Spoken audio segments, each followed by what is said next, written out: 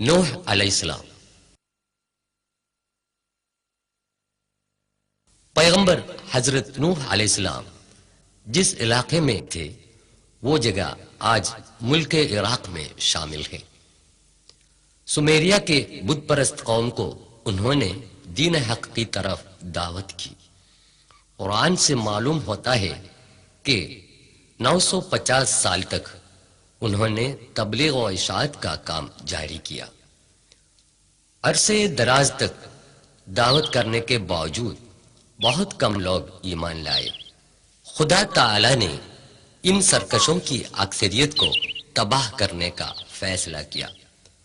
خدا تعالی نے حضرت نوح علیہ السلام کو حکم دیا کہ لکڑی کے تختوں سے ایک جہاز تیار کیا جائے اور ہر جانداروں کے جوڑوں کو بھی اس جہاز میں جگہ دیں تاکہ ان کی نسل دنیا میں قائم رہے۔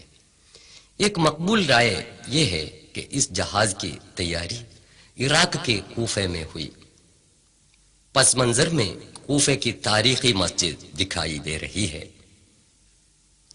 آسمان سے موسلا دار بارش شروع ہوئی، ہر کہیں سے چشمے نکلے، ہزاروں قدم کی اونچائی پر سیلاب ابھر کر آیا، سارے منکرین حق ہلاک ہو گئے۔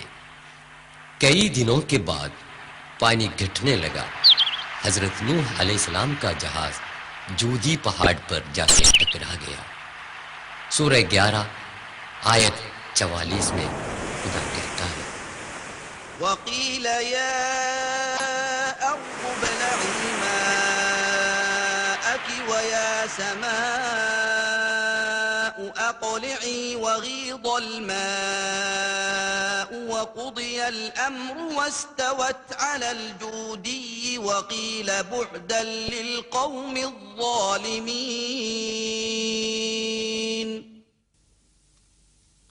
کردستان کے شمالی حصے سے ترکی کے جودی پہاڑ کا منظر۔